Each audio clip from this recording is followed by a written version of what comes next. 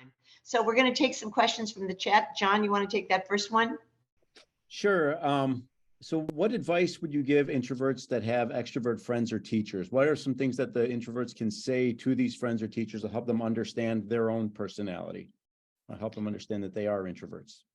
Oh gosh. I mean, I guess I would just come right out and, say it. And say, I don't know if you know what an introvert is, but it's a person who likes to have time alone, and likes to kind of socialize in a more quiet and one-on-one way. And that's who I am.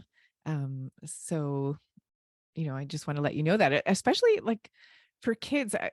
One of the things we found when we were researching the Quiet Power book, which is a book for introverted kids and teens and teachers, is that it can be very hard if you're an introverted member of a friend group, if the friend group has the expectation that everybody's going to be like socializing in a big group all of the time. Your desire and need for time alone can be interpreted by your friends as that you don't like them anymore, or you don't really want to be part of the group anymore.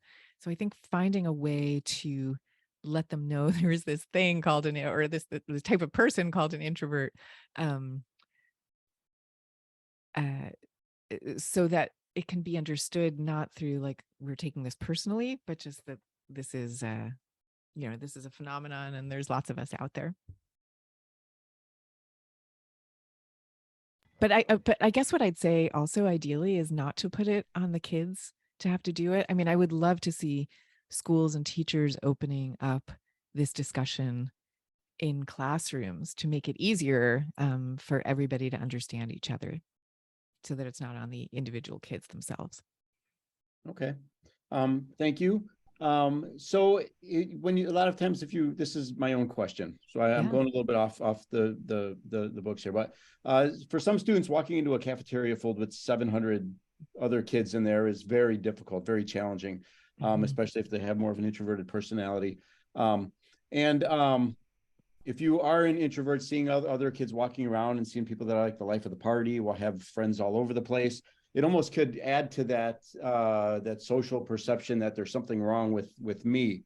From a parent standpoint, are there things that parents can say, or something that they could do to strategies that parents can use with their children to help them understand that there's not necessarily something wrong with you being introverted? Or flip that around, to the things that parents should avoid saying to their children who are more introverted?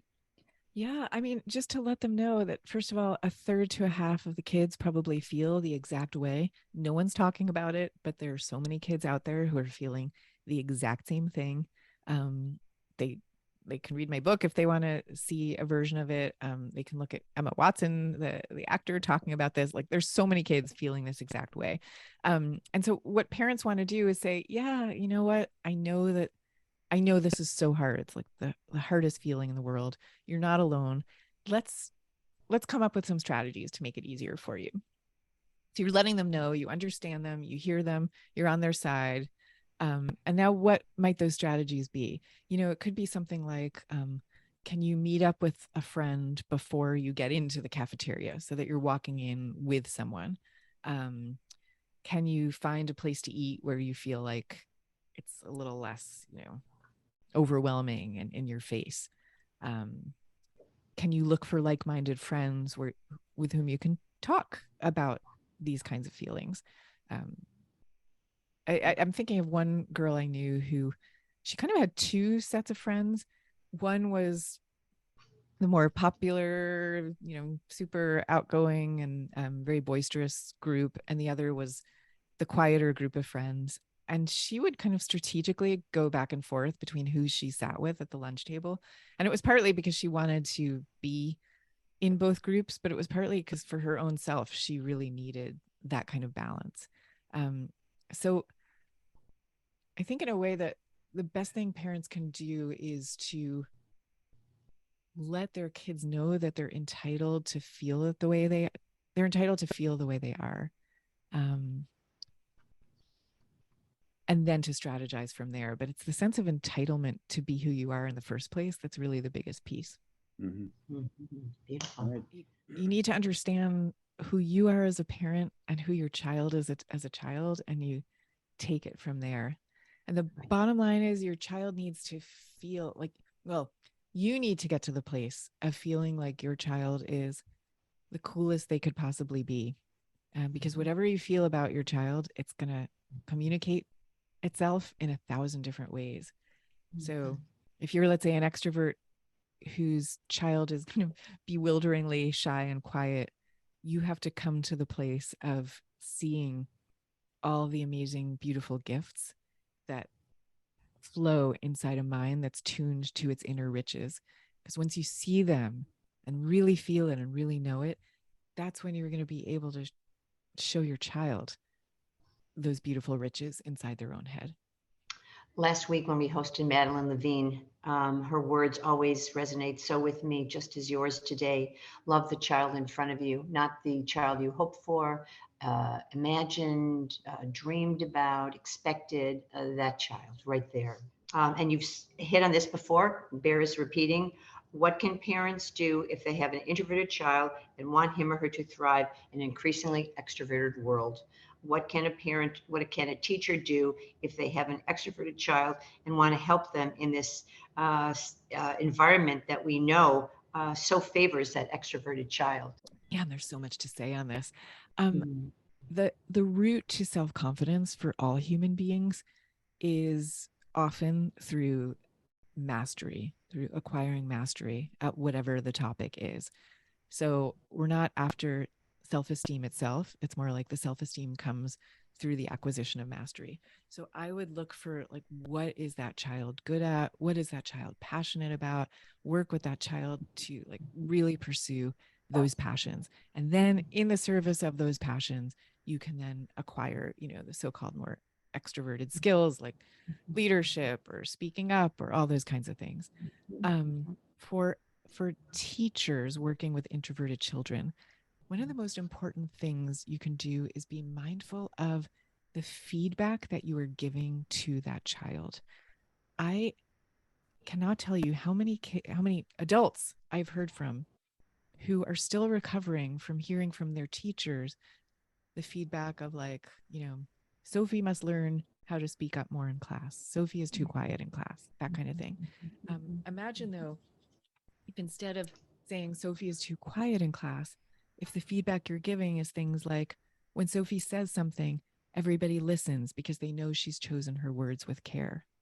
Or Sophie reflects deeply and she processes her ideas before sharing, and she models this thoughtful approach to the classroom. Things like that, to think about how can you frame this child with the gifts that they truly have. That matters so much. How can you frame this child with the gifts that they have? And certainly a teacher's words, we know how important they are, and they stay with us forever, don't they? They matter so much. When you were talking about passion, I think about one of our speakers who said, if you see a passion, pour gasoline on it. So that even more important with your introverted child, so that they find a home of others who feel like-minded, and then they will have those connections. Antoine, did you want to have a closing comment? Yeah, first I want to thank you all for introducing the concept of introversion, right? I think about a label for myself, that extroverted introvert. I think I kind of fit within that realm. But I wanted to take a moment. There was a question that was submitted that I want to have Susan respond to. And this was someone that just asked the question, how can an extroverted mother best support an introverted teenage daughter? If there are any specific examples that you can share regarding coming home after school, interacting as a mom with the friends, academic work, et cetera, et cetera. What would you say to that? Yeah, I mean, I guess I would say to do whatever work you need to do, whether it's reading a book or talking with friends or whatever it is, to really understand what it feels like to be your daughter. Because if you're an extrovert, it probably feels kind of like mind-boggling and mystifying to you that your daughter would actually prefer to spend lots of time alone or just like with one friend at a time. It's probably so different from your own recollections of your adolescence that you think, like, surely something must be wrong. And maybe something is wrong and maybe something isn't wrong, but you kind of can't know until until you're looking at it from that point of view. So I would say to really do that. And then to know, like, once you've actually made that leap, I mean, extroverted parents can be fantastic for introverted children because, once they know you understand them, you can also be a kind of bridge for them and showing them different strategies from the ones that come most naturally to them. And we all benefit from having lots of different strategies presented to us.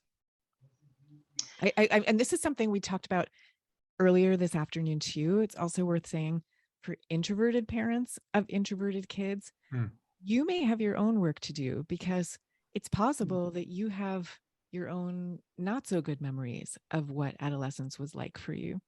And you might be projecting those onto your child who might be having a perfectly fine time the way they are.